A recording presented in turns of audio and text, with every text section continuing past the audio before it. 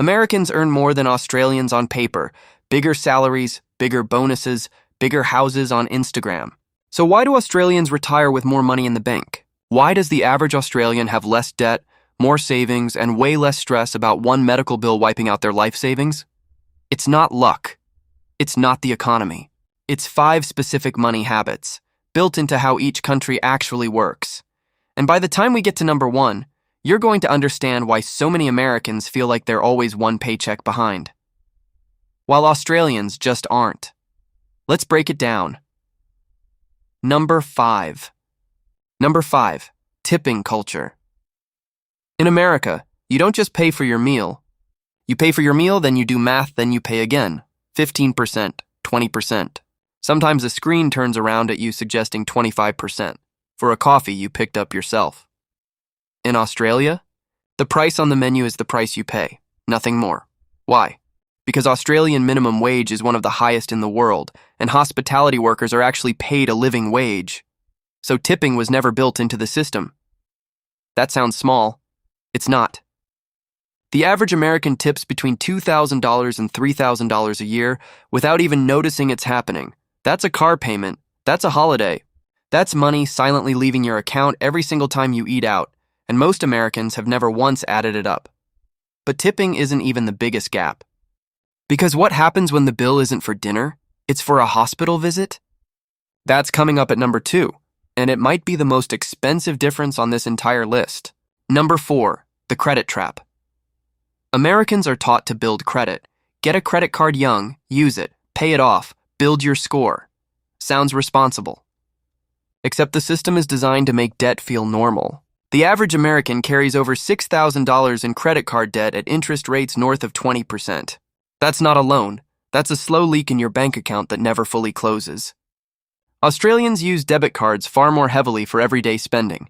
And while buy now, pay later apps like Afterpay did explode in Australia too, there's one massive difference. They're interest-free by law, capped, and regulated hard after backlash a few years ago. The American system profits when you're in debt longer. The Australian system was built to stop that. One country's financial system makes money when you struggle. The other one gets in trouble when you do.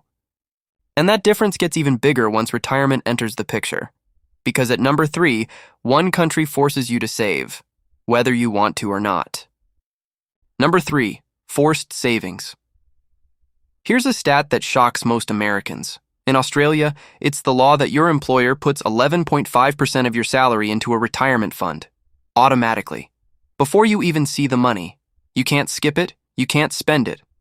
It just happens, every single payday, for your entire working life. In America, retirement saving is optional. It's a 401k you have to sign up for yourself, contribute to yourself, and constantly get told you're not doing enough of. The result? Australia has one of the largest pools of retirement savings per person on planet Earth. Not because Australians are smarter with money, because the system doesn't give them a choice to opt out. Meanwhile, in America, over half of adults have less than $1,000 saved for retirement. Not because they don't care, because nothing is forcing the habit. But even a forced savings account can get wiped out in one afternoon if the wrong kind of bill shows up. And that's exactly what we're getting into next. Number 2, the medical bill problem. This is the one that actually breaks people. In America, a single ambulance ride can cost over $1,000 before you've even seen a doctor. A broken bone, an ER visit, a surprise diagnosis, these aren't just health problems, they're financial disasters. Medical debt is one of the leading causes of bankruptcy in the entire country. In Australia, Medicare covers public hospital treatment. Ambulance cover is often bundled cheaply through private insurance, or even automatically included depending on the state. A health emergency is stressful, but it's not a life-destroying financial event. Think about what that actually means day to day. An American has to quietly keep an emergency fund alive in the back of their mind at all times, just in case. Australians spend that same mental and financial energy on other things. Holidays, investing, actually enjoying their income. That single difference alone might explain more about why Australians seem better with money than anything else on this list. But there's one more reason, the biggest one, and it's not about policy at all. It's about mindset. Number 1. What money is for Americans are raised in a culture of hustle. Work harder, earn more, buy bigger. Financial success is often measured in what you own. Australians grew up with a culture built around something different: work-life balance.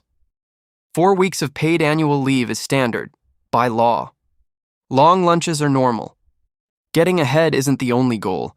Enjoying your one life is treated as equally important. That mindset changes spending completely. Americans, without the safety nets we just talked about, no forced retirement savings, expensive healthcare, tipping culture draining small amounts constantly, end up spending to keep up, while quietly worrying about what happens if something goes wrong. There's a phrase that shows up again and again in American financial culture: keeping up. Keeping up with the neighbors, keeping up with the Joneses, keeping up appearances.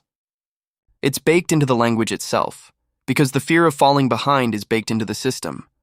Australians, protected by the systems underneath them, spend more freely on experiences, because the floor doesn't disappear the moment something bad happens. Ask an Australian what they're saving for, and you'll usually hear a trip or a house or just life. Ask an American the same question, and more often than not, the honest answer includes some version of in case something goes wrong. That's not a character flaw. That's a rational response to living in a system with fewer nets underneath you. It's not that Australians are naturally better with money. It's that Australia built a country where you don't have to be perfect with money to be okay. And that changes everything about how people actually live, what risks they take, what jobs they leave, what dreams they chase, because the downside of getting it wrong just isn't as catastrophic. Outro, hook. So here's the real question.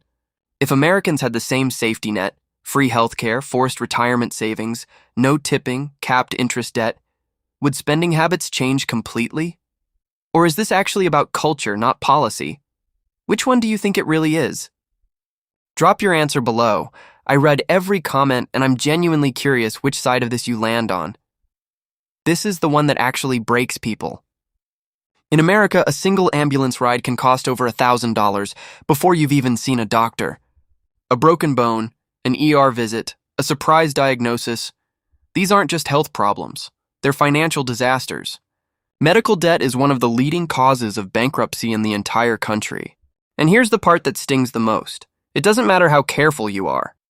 You can eat right, exercise, do everything correctly, and still get hit with a 6-figure bill because of one accident, one diagnosis, one bad afternoon.